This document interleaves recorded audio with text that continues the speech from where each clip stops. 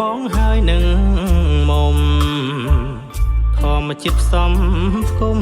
ឲ្យរូបអូនធ្វើជាគូក្រងអ្នកតាព្រឹកព្រៃជូនពរជូនជ័យដល់យើងទឹកថ្លាសែនស្រស់បំប្រង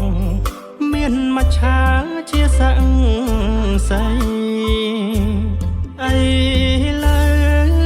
សេចសងរីងស្ងួតទៅហើយធម្មជាតិទាំងឡាយមកដាច់ប្រែคล้ายអត់អស់រាំងស្មៃដងស្ទឹងស្រែកធ្ងោបូលហៅតែឈ្មោះចរណៃទួញយំសួររកស្រីថ្លៃថាពិសេសអូននៅទីណាអនុសាទាំងឡាយបងនៅចងចាំជា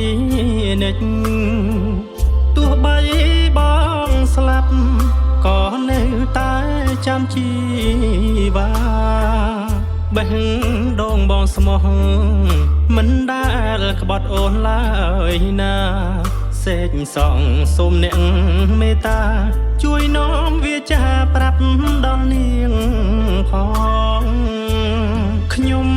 មានវិបត្តិព្រោះបាត់រូបស្រីសេចសងមិនស្ដីឬប្រថ្លៃមានអ្វីឆ្គមឆ្គងទឹកថ្លាធ្លាប់ហូរឥឡូវប្រែជាស្ងាត់សូន្យពេលនេះបងរួងព្រោះអូនរងចាំស្ងួនចាំលុះមរណា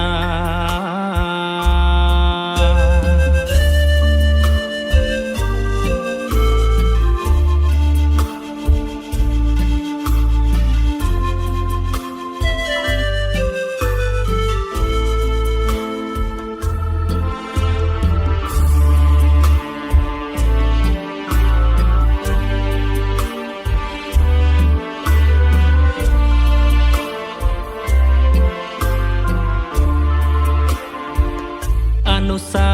ទាំងឡាយបងនៅចងចាំជានិច្ច